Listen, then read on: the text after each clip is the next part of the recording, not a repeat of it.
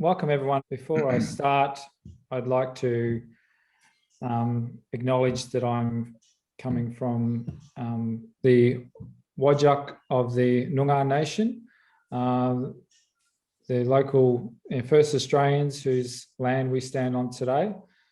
Pay our respects for past and present and emerging, and acknowledge that this land always has been and always will be Aboriginal land. My name's Jeff Hansen. I'm the Managing Director of Sea Shepherd Australia and proudly one of the 6 global directors, and I've been involved with Sea Shepherd since about 2006. And I'm delighted that we have Paul Watson joining us today as part of International Whale Day.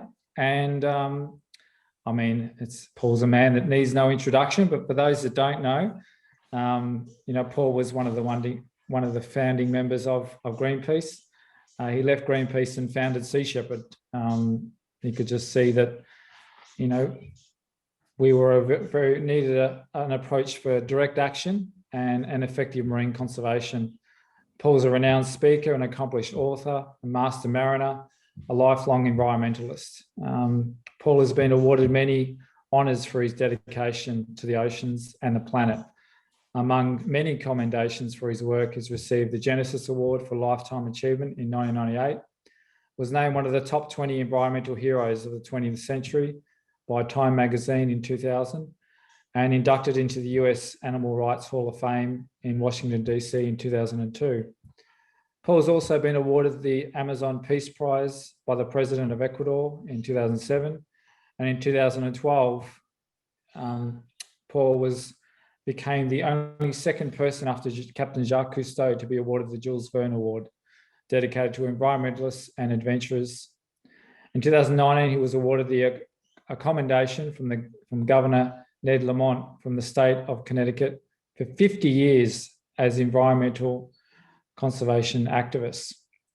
So, yeah, welcome, Paul. It's great to have you here with us today.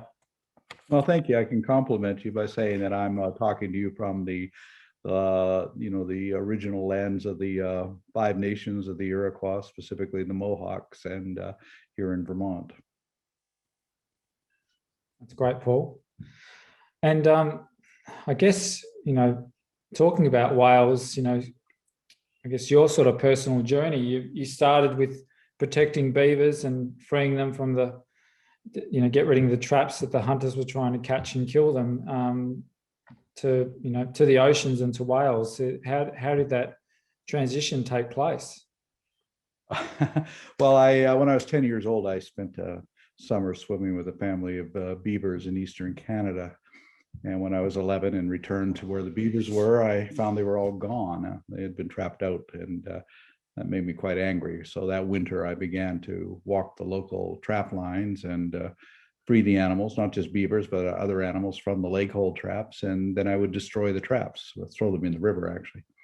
And so that's how I started. And about 9 years later, it was 1969 specifically, I had just come back I was working on a Norwegian freighter. I was a able seaman.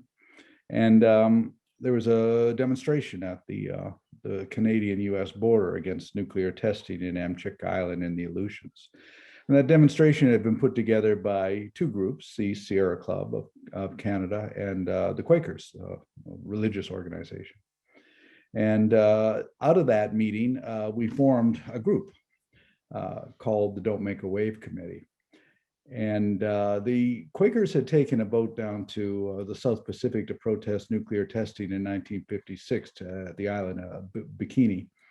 And so we thought, well, let's do the same thing for Amchitka. We'll take a boat up to the Aleutians. And at one of the early meetings, as somebody left it and flashed the peace sign, Bill Darnell said, make it a Greenpeace. And Bob Hunter said, whoa, that's a great name for the boat. So we named the boat the Greenpeace, and we set out it was October of 1971 for Amchitka Island. There's 2 voyages, the Greenpeace first boat, and they were up there for a month, and they delayed the blast, so they returned. But when they returned, we came up on the Greenpeace 2 to replace them, and then they blew the bomb up earlier. And although we failed to stop the blast, there were no further tests that took place after that. So it was actually quite successful because of the publicity that we had brought into it. But, you know, like I said, the Sierra Club brought in the environmental part of it. The Quakers brought in the peace part of it. But my reason for going to Amchico is different than almost anybody else, because Amchico is a wildlife preserve, and you couldn't take a gun onto the island. That was illegal, but you could blow a 5-megaton bomb up underneath of it, and that killed numerous sea lions and sea otters in previous tests. So that was my motivation for getting involved. And, you know, I became first officer on many of the first Greenpeace voyages, and expedition leader specifically on the campaigns to protect seals in Eastern Canada. And, but in 1977, I left Greenpeace and established Sea Shepherd. And the reason being is that Sea Shepherd is not a protest organization like Greenpeace. Yeah, we're interventionists. Specifically, we go after poachers. And I just found protesting to be too submissive. It was like, please, please don't kill the whales. And we killed them anyway. And all we did was hang banners and take pictures. So I certainly felt that there had to be another approach. And that also established a strategy called aggressive nonviolence. And we're not going to hurt anybody, but we're going to be aggressive. And that's what we've been doing for 42 years, and I think quite successfully. Absolutely. And I guess you probably say that, like, that first initial meeting or protest that you went to was, I guess, you know, you went along just as a curious member of the public, almost like one of our volunteers today, just wanting to learn more, and then it just grew organically. Yeah, it was really just a demonstration, and it was out of that demonstration people got together and formed the Don't Make It committee. Wow. And how did you, I guess, in terms of the oceans, I mean, have you always had a love of the natural world, like the whole planet, or is the forest been more in your heart than, say, the oceans, and you've just learned about the oceans along the way? How did you end up, you know, defending whales? Well, I was raised in a fishing village in Eastern Canada, so I was very close to the ocean. In fact, where I live was the Passamaquoddy Bay, which has the highest tides in the world. But I've been concerned about conservation overall. You know, I've led campaigns to protect wolves in the Yukon and elephants in East Africa and bison in Alberta. But really, what is the ocean? You know, this is an idea I've been trying to get across to people. Everybody thinks it's the sea, but it's not. The sea is just one part of the ocean. The ocean is a planet. It's a water planet. It's water in continuous circulation. Sometimes it's in the sea, and sometimes it's in the clouds and the atmosphere. Sometimes it's locked in ice. Sometimes it's underground, and sometimes it's in the cells of every plant and animal. So the water in your body right now is once in the sea, once in ice, once underground. Water in continuous motion. So what is the ocean? Well, we are the ocean because we are the water planet. And if we looked on it that way, we would get a clearer picture and see that how when you pollute one part of it, the air, you pollute the other parts of it, the sea, or, you know, or our bodies itself. Everything is interconnected. I mean, the three basic laws of ecology are the law of diversity, that the strength of an ecosystem is dependent upon diversity, the law of interdependence, that all those species within it are interdependent with each other, and the third is the law of finite resources, that there's a limit to growth because there's a limit to carrying capacity. And when we steal the carrying capacity of other species, then we cause diminishment in both diversity and interdependence. And that can only lead to our own downfall because we are dependent upon that. Yeah, absolutely. And in terms of sort of bringing it back to whales, I guess do you have sort of a personal reason for defending whales, and also, I guess, talking about the importance of them ecologically to our oceans and to our planet? Well, whales, I think, are extremely important, as well as marine mammals and seabirds, because they are really the farmers in the sea, providing the nutrient base for the phytoplankton, which provides the establishment for life on this planet. If phytoplankton were to disappear, we would go extinct. We don't live on this planet without it. It provides up to 70% of the air, oxygen in the air that we breathe. And that phytoplankton populations are kept healthy by healthy marine mammal and seabird populations. I mean, one blue whale every day defecates 3 tons of manure into the sea. And that manure is, which floats on the surface, is very rich in in iron and in nitrogen and phosphorus, and that provides the nutrient base for the phytoplankton. So it's very important there.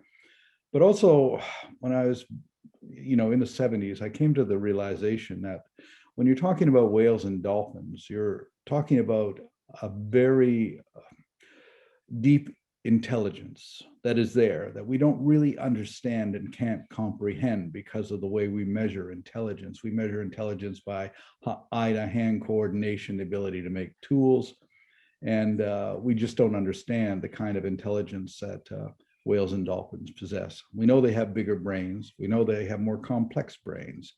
I mean, the human brain is 1,700 cubic centimeters, but the orca has a 6,000 cubic centimeter brain, and the sperm whale, the largest brain to have ever evolved on the planet, is a 9,000 cubic centimeter brain. And the convolutions on the neocortex of dolphins and whales are far, far more pronounced than on humans. If you go to Biology 101 and they stick the brain of a mouse up there, and they compare it to the brain of a cat, and then they compare it to the brain of a chimpanzee, and then they compare it to the brain of a human. It says, well, you can see that there's a progressive increase in the brain and the convolutions on the neocortex. And when we reach to the human brain, we're the largest brain and everything. But they never, ever put an orca or sperm whale brain up there because it makes us look really stupid. And we don't like to look stupid, so we just deny that reality. But my experience with whales is that they are extremely intelligent. Back in 1975, before we went up against the Soviet whaling fleet, we had the occasion to be in the Straits of Bella Bella in British Columbia. And there was a pod of orcas, transient orcas, that were coming towards us. And three of us decided to jump in the water and, in front of them, which was pretty much of a foolhardy thing to do back in 1975, when people actually thought orcas attacked people like sharks. But we're in the water, and I can tell you right now, when you first see an oncoming pod of orcas when you're on a boat, that's one thing. But when you're in the water with just your head sticking out, that's quite another. And the thought that went through my head was, these guys eat sea lions, and they're bigger than we are. So, this wasn't a very smart move. And then all of a sudden they disappeared. Now, the only thing more intimidating than a pod of oncoming orcas is a pod of oncoming orcas that suddenly disappears.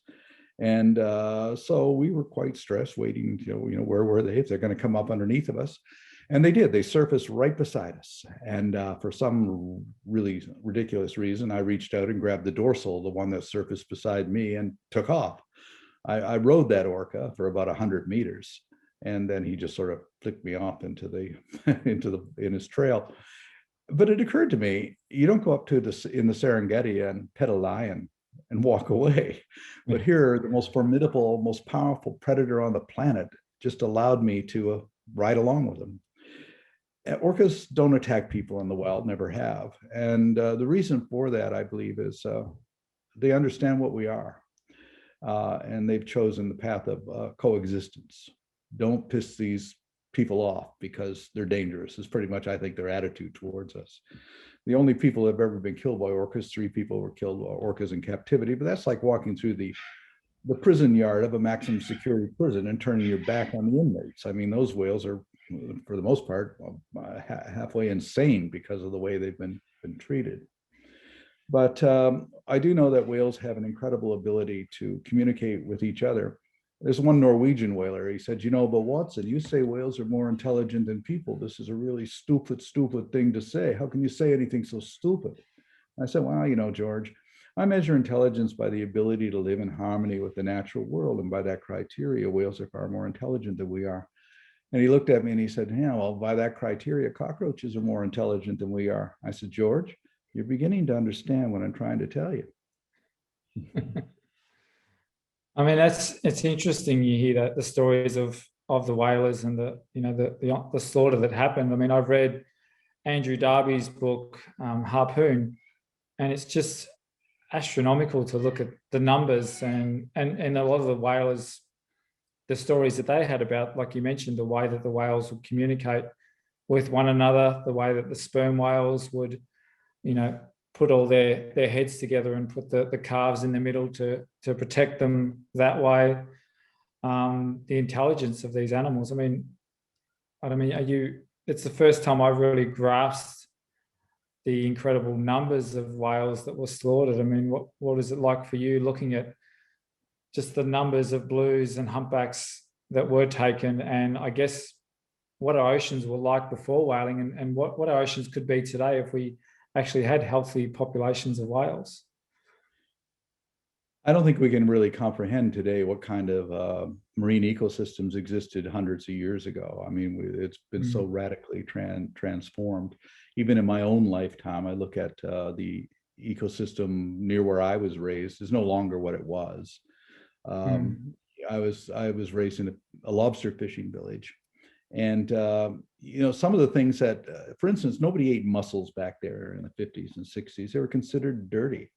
And yet here we are. This is what you get in the restaurant there now. Fish like turbot and pollock were considered garbage fish because they didn't have really any taste or anything. And now that's the kind of fish that you buy in the restaurants, in the finest restaurants in New York or Paris, because it's this constant adaptation to diminishment. We accept diminishment, and we just move on and start to exploit something else. Back in the 90s, you could buy orange roughy, which was caught off in New Zealand. You could buy it in every store in America. It was very common. You don't see it anymore because orange roughy takes 45 years to become sexually mature and lives to be 200 years of age. It couldn't keep up with the demand we placed on it. And we just simply commercially throw them into extinction. And they're still there, but not enough to, you know, fish anymore. And so we just do this all the time. I mean, back in 1965, if I were to tell you, I said, you know, that in 40 years, you're going to be buying water in plastic bottles and paying more for that water than the equivalent amount of petrol, you would have looked at me and said, you know, what kind of idiot would do that? And yet here we are. You know, water is more valuable than gasoline. I remember I was in New York one time, and beside the bed, there was a liter of water. And it said, I could have that liter of water for $12. I said, $12. That's $48 a gallon in a country where gasoline is $3.50 a gallon. And in New York City, which has the cleanest drinking water in the country because of the water that comes through the stone tunnels from the Adirondacks.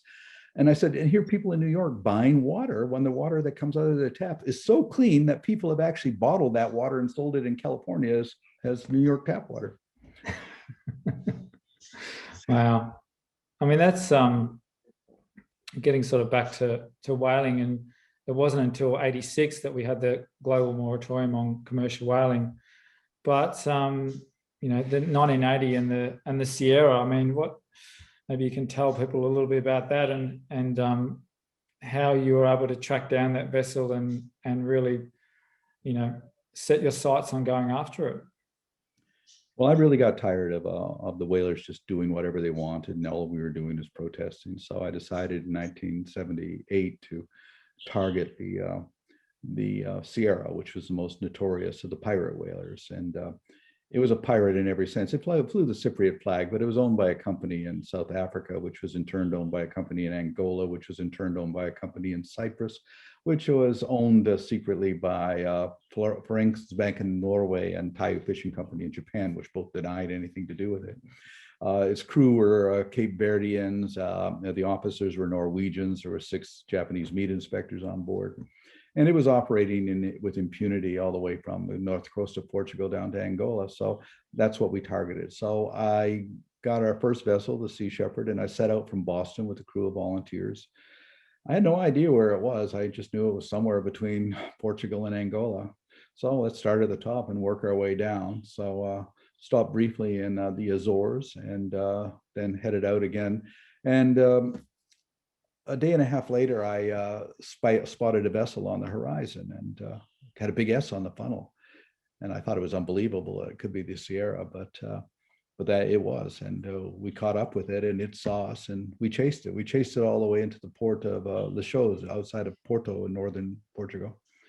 And then I had a problem because the reason I couldn't, my intention was to destroy the ship, but I couldn't ram it at sea because that would cause injuries or possibly kill people. So I had to get it into a situation I could control. So that harbor in Leixões was the perfect place to do it. But now what happened is there was 20 of us on board. So I called the crew together and I said, look, I can't say you're not going to get hurt, but I can guarantee one thing.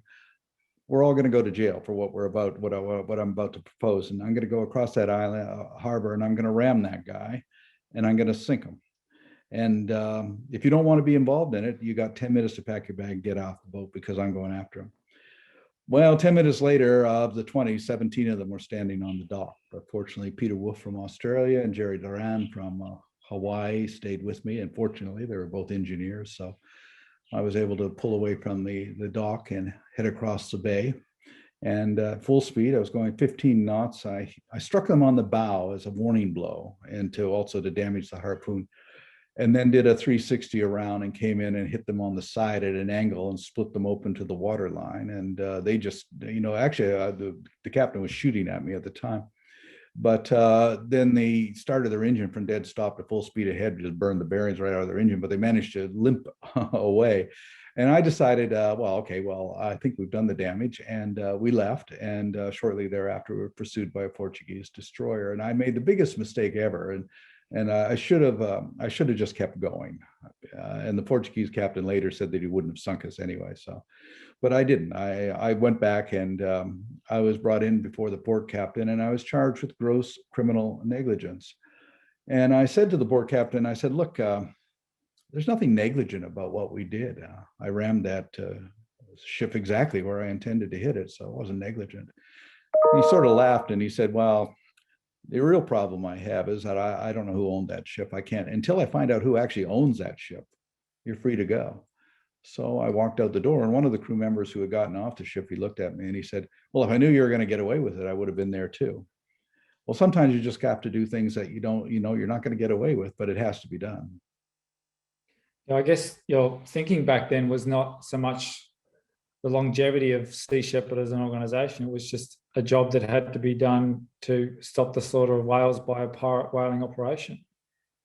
Well, I've never really looked upon the longevity of Sea Shepherd as my goal. I learned a lesson very early in 1973 when I served as a medic for the American Indian Movement during the occupation of Wounded Knee in South Dakota, where they were defending the Fort Laramie Treaty, which the U.S. had violated. We were surrounded by 3,000 federal agents. They were shooting at us every night. They had wounded 46. They had killed 2. And I went to Russell Means and I said, look, Russell, there's no chance of us winning. The odds are against us. It's overwhelming. And so what are we doing here? And he told me something that stayed with me for the rest of my life. He said, well, we're not concerned about the odds against us, and we're not concerned about winning or losing. We're here because this is the right place to be, the right thing to do, and the right time to do it. Don't worry about the future. Focus on the present. What you do in the present will define what the future will be. So Sea Shepherd has evolved out of the actions that we have taken each and every day in the present. And that's what will continue to evolve. It's now no longer really an organization. It's more like an international global movement, in many, many countries. And I'm not the, calling the shots. I'm not the, the so-called leader.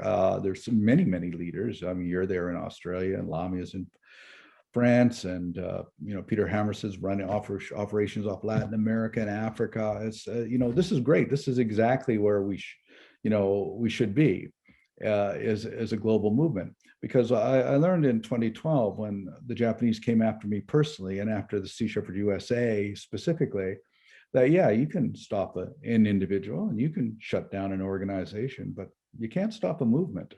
And we ended up defeating the Japanese, not only at sea, but also in the courts. Yeah, I mean, we can talk about the IWC and the Icelandic whaling fleet, how when the moratorium came out in 86, Iceland said, we're not going to abide by it. And, you went and sorted that out. And I guess the transition through there, and then, looking at taking on Japan in the Southern Ocean, an established whale sanctuary for the whales. And then Japan, under the guise of research, really a commercial whaling operation.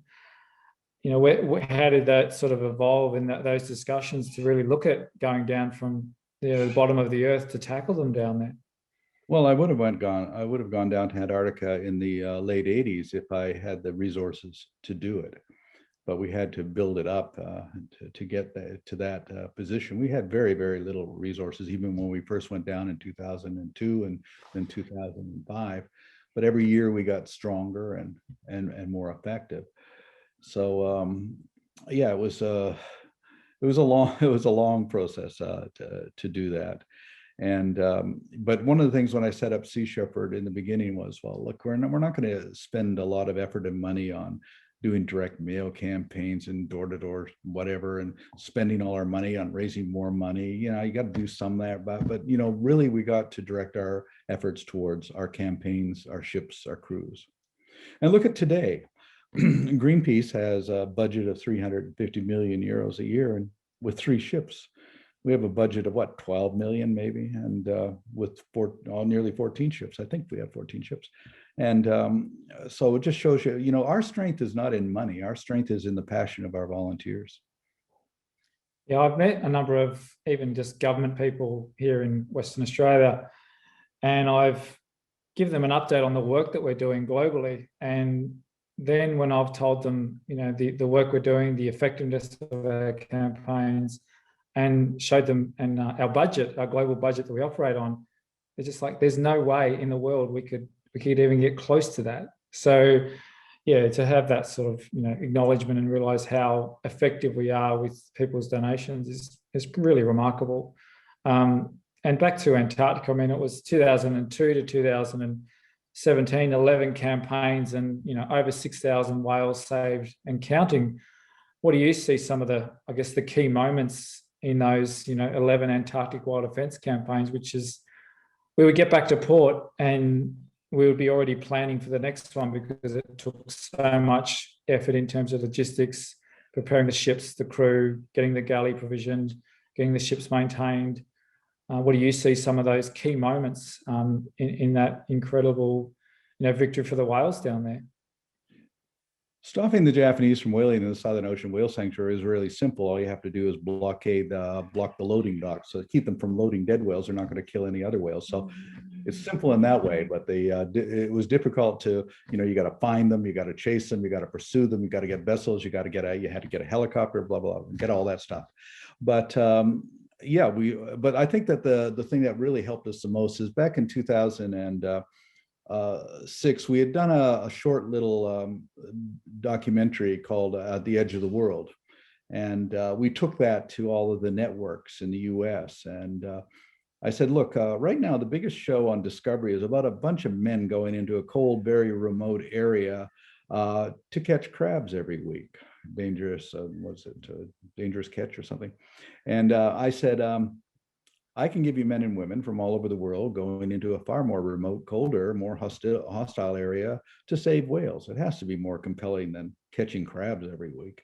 And Discovery and Animal Planet went for it. And in 2007, they put their first crew on board. And that brought us into the living rooms of people all around the world. And Whale Wars became their #1 show on Animal Planet. So that did a lot for you know, giving us more and more support. And we were able to, by 2012, we had 3 ships out there and a helicopter. And in 2013, they only took 10% of their quota. And that, so I think that, and then of course, you know, the Australia and New Zealand took Japan to court, and Japan lost, and that stopped them from 1 year, but then they just ignored the verdict of the international court and went back again. But I think that at the end, we ended up costing them so much money that it was just not cost effective for them to continue to do what they're doing. And in addition to the costs, it was an international black eye, and the Japanese are very sensitive to that kind of, you know, shame, really. And it's not just the shame of being exposed for what they're doing, but the shame of actually losing to a non-government organization. And so they got very angry about it. And they, of course, they took us to court, but in the end, they lost in the courts too. Yeah, and we even had Japanese crew members from Japan that were on our ships. That was just, you know, as we've mentioned, some of our bravest crew members. And there were situations of being, you know, on Potsy and Giles where they put their hand up to board the harpoon ship when it was when the Australian Federal Court deemed Japan's whaling to be illegal. Some pretty incredible moments over the years. And of course, you know, I remember being on Musashi where we were trapped in the ice, and that was a bit of a worry, but I think the crew were all biting their nails and was a bit tense on the bridge, but you walked in and cracked a few jokes and everyone felt quite at ease then. So it was, and then we had, the operation zero tolerance, where we had, the collision of the blocking of the refueling of the Sun Laurel and the bravery of our crew back in those days. So some pretty remarkable things over the years. And what's that been like to watch and see the amount of crew with just such passion and dedication that, we couldn't pay to do the work they're doing. Well, if we look at the big picture and what has been achieved from 1975 until now, I think we've eradicated 95% of the world's whaling. When we began, Australia was a whaling nation. We were fighting Australians in South Australia. Now Australia is a pro-whale nation. And I hope Japan will be like that someday too.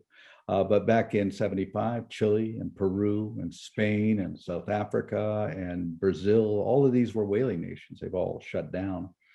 As of 2 years ago, all whaling has ceased in international waters, which is remarkable. That's the first time in the history of whaling that, in the last 150 years.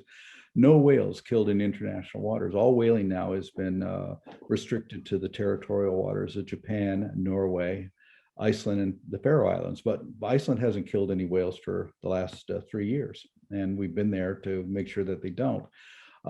Norway is now the #1 whaling nation. Japan is 2. Now, when people say, well, why don't we go to Japan? That is probably a big mistake. Just let whaling in Japan die economically.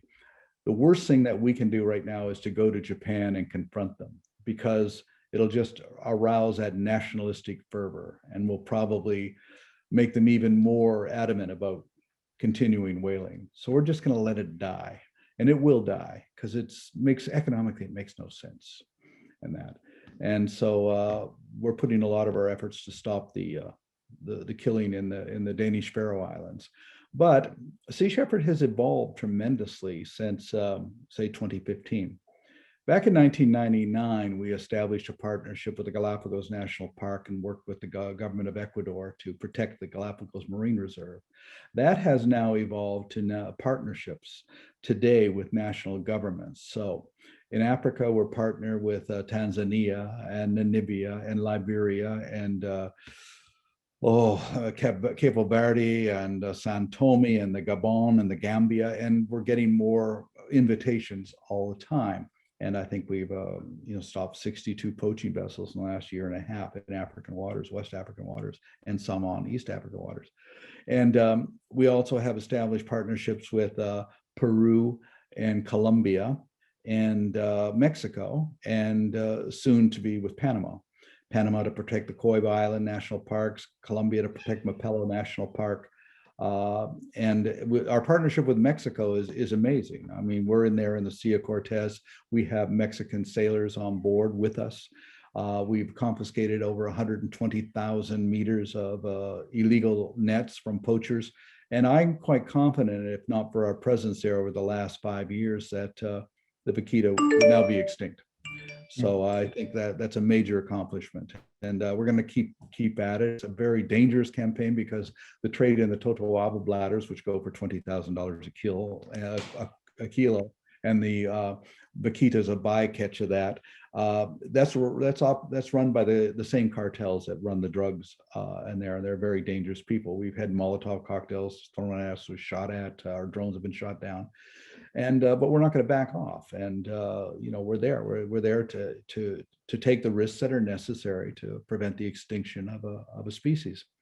And also 2 months ago, one of our vessels, the Martin Sheen, actually discovered a new species of whale off of Mexico, which is amazing in this day and age to actually discover a new species. But it's been quite confirmed that this is a major discovery of a species of beaked whale.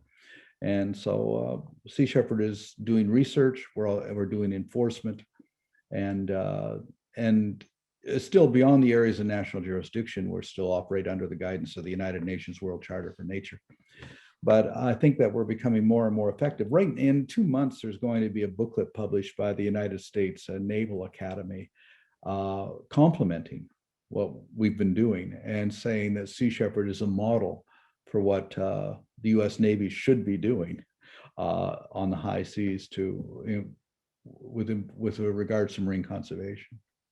Yeah, I saw that interview, which was a report prepared for the US Navy War College, and it was very complimentary of the evolution of Sea Shepherd and where we're at today and what we're doing and tackling illegal fishing, and also spoke a lot about China and their expanding fishing fleet and how effectively their Navy is expanding to protect their fishing fleet, which is just remarkable. Well, we've attracted some very serious people. I mean, one of our captains is a former chief of staff of the Italian Navy, an admiral, and we're getting a lot of people from, professional walks of life who are coming to us as volunteers to get involved. People who understand that if we're going to survive, we have to protect life and diversity in the sea.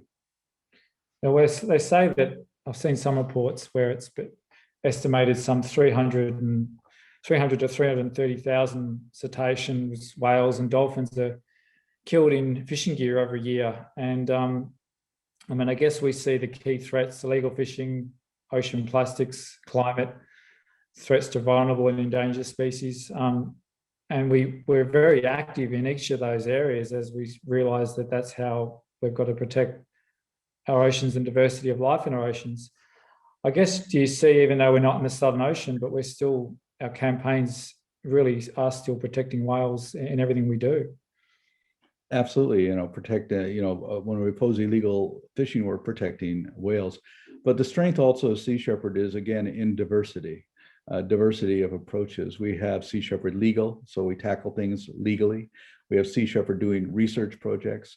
We have Sea Shepherd activists cleaning beaches, including very remote beaches like Cocos Keeling or in Northern Australia or Cocos Island off of Costa Rica.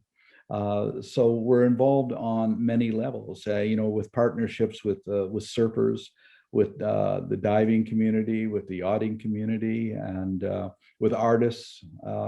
And I think that the only way you can really make a difference is to have that kind of diversity.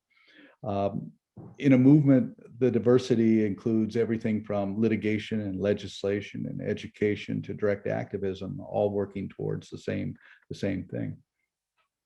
Yeah, I think also one of your strengths, Paul, is, back in 2008, I was on the way back from Antarctica and Operation Migaloo, and we'd saved over 500 whales. And I think I wrote a letter saying how much of a privilege it was to come down to the Southern Ocean and be in Antarctica and sail on board the crew and defend the whales, but also brought forth a number of different ideas on how I thought we could potentially grow Sea Shepherd and the movement in Australia. And you said, "Oh, do you want to be the Australian director?" And I went, "Okay, I'll have a go." But you really just, at that time, empowered me to just get on with the job that needed to be done. And I think that's sort of the way that you've done, is you've just empowered people. You have mentioned about some of the best things to do with power is to give it away. Maybe you can talk a bit about that in terms of the movement. Well, back in 1981, I get a call from a guy in Glasgow, Scotland. And he says, "They're killing gray seals here in the Orkney Islands. What are you going to do about it?" I said, "I don't know. I'm on the other side of the world. What are you going to do about it?" And he said, "Well, what can I do?" So we helped him set up Sea Shepherd Scotland, and very enthusiastic bunch. They went to the Orkneys and walked up to the sealers and literally pulled the rifles out of their hands and threw the rifles into the ocean. Of course, they all got arrested and went to trial. We won, but we raised so much publicity that we bought the island. We raised the funds to buy the island, which is now a seal sanctuary. Yeah. And so that's really what it's down. It's not a question of what is Sea Shepherd going to do, is what are each and every one of us going to do? On that Sierra campaign, I had a young man, he was 18 years old. He was with us. And after that whole thing was over, he said, we got to really do something to protect chimpanzees and monkeys in laboratories. And I said, "Well, Alex, this is a Sea Shepherd. We're not going to go into some laboratory and do whatever. But if you're so passionate about it, why don't you do something about it?" And so he did. And he went back to Maryland in the US. He got a job in one of the laboratories as a technician. He documented all of the stuff that was happening and took it to the Washington Post and the TV stations and shut the place down. And then he founded People for the Ethical Treatment of Animals. And so this is, we want people to really go with their passions. One of our former officers is now captaining her own ship rescuing refugees off of the coast of North Africa. That's what she wanted to do. And all power to her, go for it. She got Banksy to buy her a boat, and she's going for it. And that, but the bottom line on this is that each and every one of us has the power to make a difference. We just shouldn't be deterred, just go for it. And it's amazing what you can accomplish. Absolutely. I think we're about to get on some questions, Paul, but just before we do, 1977, you started Sea Shepherd. It's 2021. How do you see, is you're a very lean, effective, very, very lean back in the day. How do you see Sea Shepherd now? Do we still hold those same values and grassroots and effectiveness? I think so. The directors, the national directors of Sea Shepherd, are all veteran crew members. That's where they came from, and they're not bureaucrats. And I think that that's really a strength for us, as people who know what this is all about. And so we certainly encourage that. I mean, you're there in Australia. Lamia, Asalami, she sailed with us, and she went back to France and organized Sea Shepherd France, and by herself. And it's an incredible stuff that she's been doing. So this is the kind of thing that we want to encourage. I'm looked upon by some, I guess, as a leader, but there really isn't a leader. There's there's literally hundreds of leaders, but it's a movement, and that's the way it should be. Because people say, well, what's going to happen to Sea Shepherd when you're gone? I said, well, the same thing that's happening now. There won't be any difference. It's not going to fall apart because I'm not there. Yeah. I mean, I think that's a refreshing attitude, because I guess I've always felt that if someone better can do this role in Australia, they can have it, because I want what's best for the oceans and the movement. And I think that's an organisation that doesn't have those egos where it's all about their position and title, but it's about protecting life in our oceans and our planet, because we're driven by a love of the natural world. What's amazing with Sea Shepherd is that we're in 42 different countries and we're not fighting each other. Yeah. So some questions, Paul, if that's all right. From Jesse, I find it so frustrating, the normality of the task at hand when you have governments like ours in Australia and New South Wales that are actively taking backward steps in the global efforts to slow climate change and implement meaningful conservation legislation. How do you stop yourself from getting overwhelmed by the slow progress of the movement? Well, if you're talking about governments, I don't really have much faith in governments to solve any problems. They usually cause all the problems. Throughout history, all social revolutions have been carried out by the passion, the imagination, and the courage of individuals, and that's the way it is now. The changes come from individuals. I mean, slavery wasn't ended by Abraham Lincoln. It was ended by Wilberforce and Douglass and the abolitionists. And the same with women didn't get the vote in the United States because of Woodrow Wilson, who signed the bill. He was actually their main enemy until he lost. It's all those thousands of women who actually took to the streets and sacrificed a lot in order to achieve that. So, you just have to ignore government. If they do good things, fine, but that's a rarity, really. And they'll only usually do it as followers, not as leaders. So they'll follow a movement if it's convenient for them. And so we just get on doing what we're doing. And if the government support us, it's fine. And if they don't, let's not lose any sleep over it. Yeah, I think that's a key point, Paul. We've seen a lot of the fights that we have won in Australia. It's never been the governments to pull the plug. It's always been pressure on often industry itself that then those particular companies will pull, like we saw in the Bight with BP, then Chevron, and then Equinor ceasing their plans to drill for oil in the Bight. And you're right with the WA shark cull, that was very big. We had 7,000 people on the beach here in Cottesloe. And it was the Greens party that came out very strongly in opposition. And it wasn't until that Labor saw the numbers of people that they got involved, and they were in opposition at the time. And now we no longer have that. So yeah, it's about, and I think the biggest issue we have in this country and many others is governments that take corporate donations, because it influences so much in politics.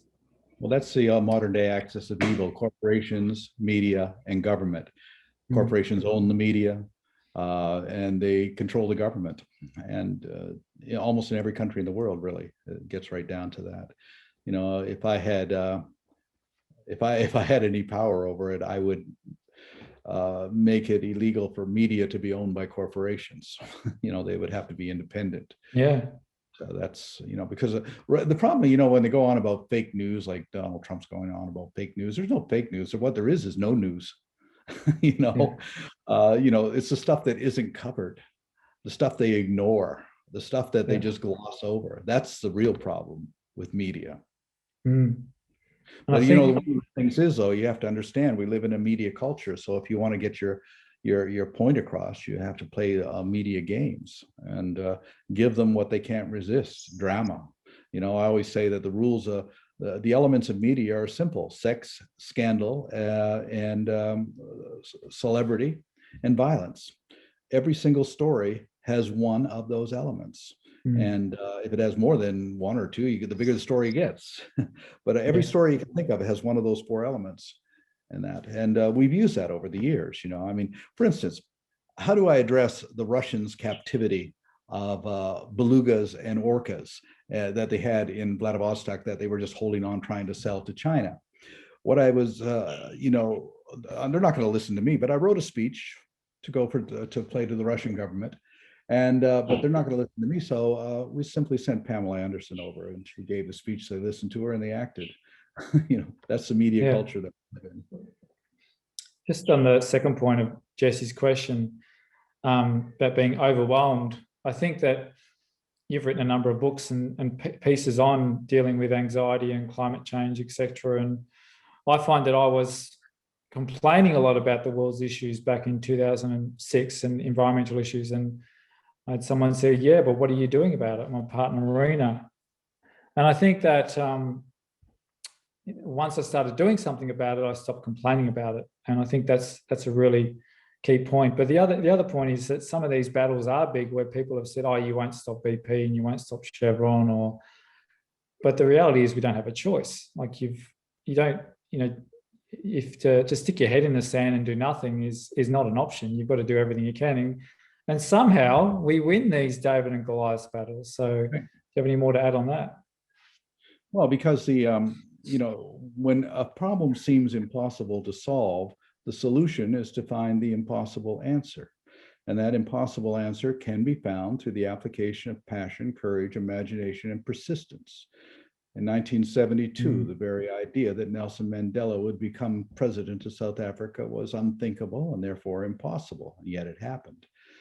So many things have been brought about because people have just had the persistence and the courage to go for it. These campaigns, some of our campaigns go on for decades. We've been fighting the killing of pilot whales in the Faroe Islands since 1981. We were fighting the Japanese for over a decade. You can't give up. You just have to keep being persistent. I got a question from Fred Paul, which is Paul now safe from all the global authorities, e.g. Interpol, etc., and any future legislation? Maybe you can give us some background on the bogus Interpol arrest warrant from Costa Rica and Japan and where that's at. Well, yeah, in 2012, when I arrived in Germany, I was arrested by the Germans on an extradition request by Costa Rica, which was quite surprising to me because I didn't know what I had done in Costa Rica. Back in 2002, I had stopped a shark finning operation at the request of the Guatemalan government in Guatemalan waters. And when I got to Costa Rica, the fishermen accused me of trying to kill them. So I was charged with 8 counts of attempted murder. And but we went into court and showed all the video, and they dismissed the charges against me. And a week later, a new judge and a new prosecutor came and charged me with 8 counts of assault. We went into court and showed the film, and the charges were dismissed, and I was given clearance to leave Costa Rica. never thought anything about it until 10 years later in Germany. The charge now that they brought forth was called shipwreck endangerment. How did that come across? Because of a meeting between the Prime Minister of Japan and the President of Costa Rica, and that was the deal. They were to make that charge. And then I was being held in Germany. There was no Interpol red list. I was being held. Then Japan put in a request for my extradition. And then in the end of July of 2012, I got a tip-off from a supporter in the German Ministry of Justice. And I have to say, the German courts, the prosecutors, judges were all very sympathetic.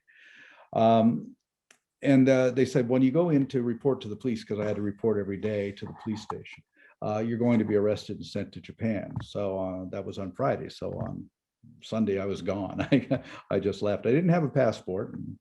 I have two passports, normally Canadian and American, but they had them.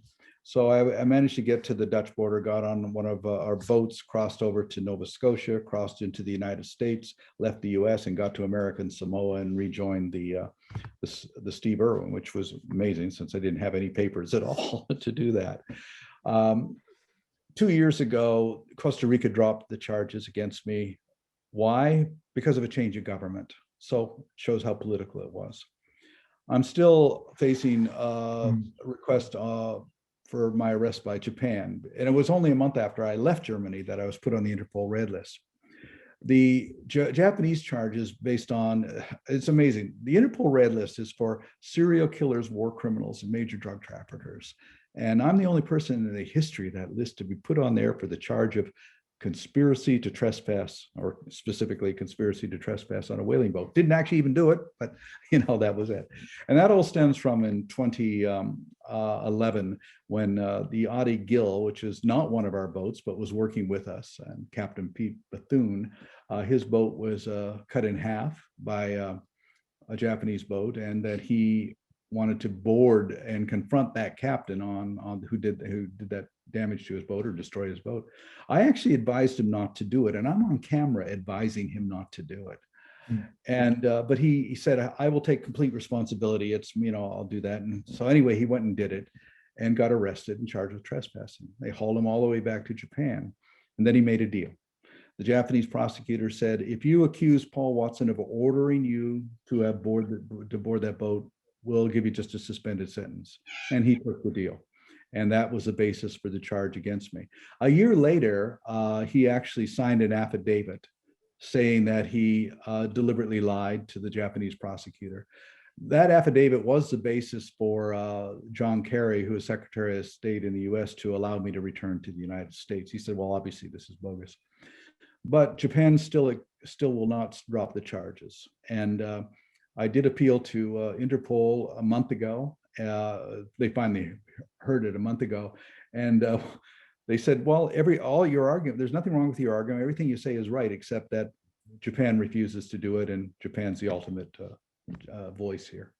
They've made no effort to extradite me from the US or from France, but they just want to keep me on that list. As long as they keep me on the list, they think they can prevent me from traveling. But they also think they could shut down Sea Shepherd. But that didn't work because, like I said, stopping an organization is and stopping an individual is not going to stop us. Yeah, and there was another little bit of spicy information with that Addie Gill incident, that there was 2 investigations done by the Australian Maritime Safety Authority and New Zealand Maritime, and the results were inconclusive because Japan refused to cooperate with the investigation. But then later on, we found out through WikiLeaks that as soon as that incident occurred in the Southern Ocean, the Australian government contacted the US Embassy and said, look, regardless of any investigation, Japan will come away clean on this. Yeah. It's phenomenal. So we quickly... Well, also, I remember when I was shot in 2007, or I believe, and the initial Japanese media release admitted to shooting and said shot it. And then after they found out I was hit, they revised their press release to say they had only fired these things called warning balls, whatever the hell they are. I don't know what a warning ball is, but they denied the shooting. But they admitted to actually shooting prior to that. Yeah. And also the other interesting thing is I did bring that bullet back. It was in the bulletproof vest. I did present it to the Australian Federal Police when they boarded us for the investigation. I said, can you do a forensic on this? And they said, no, this is not in our jurisdiction. We're not really interested. There you go. So, I think last one is on Joanne. Which, if any, governments are doing the right thing by the oceans, the whales, and all sea life? How do you assess that? And can you attribute to how those governments have improved in this area to Sea Shepherd's efforts? well, I think there are government agencies now that are working, coming around to working with us since, like I had already mentioned, many of them since 2015 in Latin America, in Africa. We're working with the police also in Sicily to do anti-poaching work. So there's more and more coming in. As I also mentioned, the U.S. Navy is, is interested too, and we're working with the Mexican Navy and that. So I think that things are changing in that respect, and because I think that the writing is on the wall as to what's happening in the ocean. The United States, the Pentagon, for instance, in the U.S., certainly understands the problems. It's an issue of national security as to what's happening with climate change, what's happening in the ocean. They see the problem. And so there are a lot of minds in these various governments who are saying, look, we've got to find a way to address that. And so I think that they've looked at what we've done over the years and that we've been successful. And we could be a model for that. And, was it President Roosevelt organized a citizen corps, conservation corps back in the 30s. And I think President Biden's talking about doing the same kind of thing today. Citizen involvement, I think, is the key. And that's one of the things that Sea Shepherd has certainly been doing. I think we've had about 6,000 volunteers over the years in total. Yeah. Yeah, we mentioned before just how lean Sea Shepherd is. For instance, in Australia, we have 7 full-time staff. I run Sea Shepherd Australia, and I'm one of the 6 global directors from a donated office space in Fremantle, a company called UDLA that does urban design, works a lot with Indigenous, and they said, there's a free desk, free internet, go for it. So we very pride ourselves on being lean and trying to get as much donations towards our ships and our campaigns. The donation link's in the chat, but there's many ways that people can get involved, volunteering, beach cleanups, getting involved with the local chapter, crewing at sea. Anything else to add, Paul, on how people can get involved and help us? Well, of course, there's different levels. People can volunteer to be on the ship. People can volunteer to be shore supporters. People can volunteer to clean beaches. People can and just simply donate monies. There's so many different levels of involvement, really. Yeah, and we don't, as Paul mentioned, we are very lean, but we definitely do need the funding. And one of the really good ways is that monthly giving program as well, because it helps us plan and budget for our campaigns to know that we can be out to sea and continue those patrols around the world.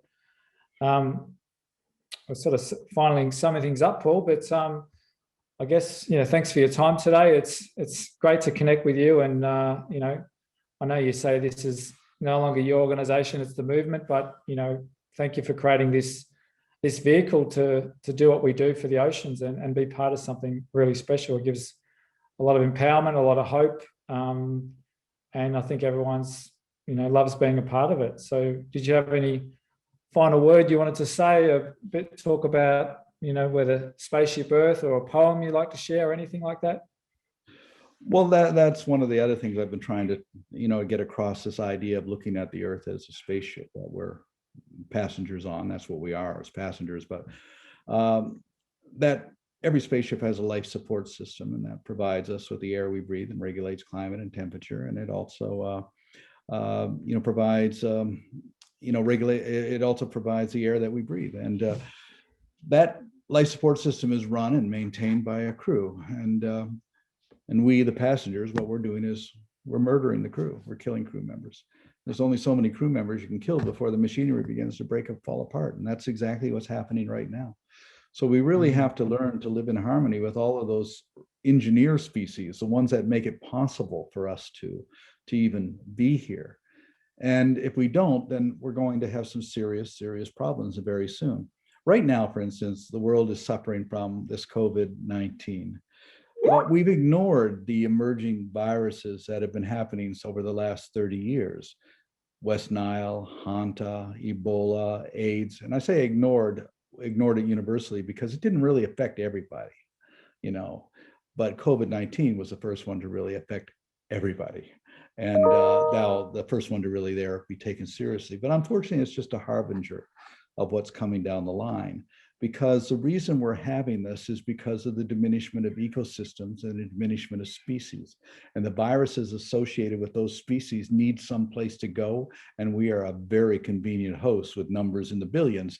And, the virus, it's not the intention of a virus, they're not conscious, but there's not an intention of a virus to kill the hosts, but they have to find coexistence. And to do that, a lot of the hosts, of course, die.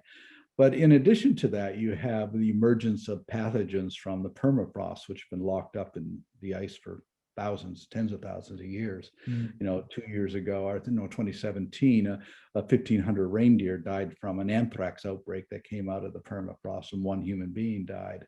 So we're going to see that's on the horizon that's happening. But I'm thinking that what we're seeing with COVID-19 is this is going to be the norm.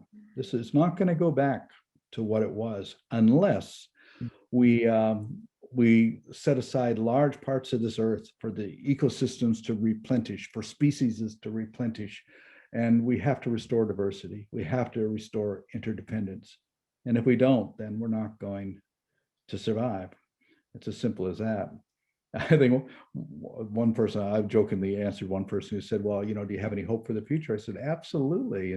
If you look at the history of mass extinctions on this planet, there's been 5 prior to the one that we're in right now.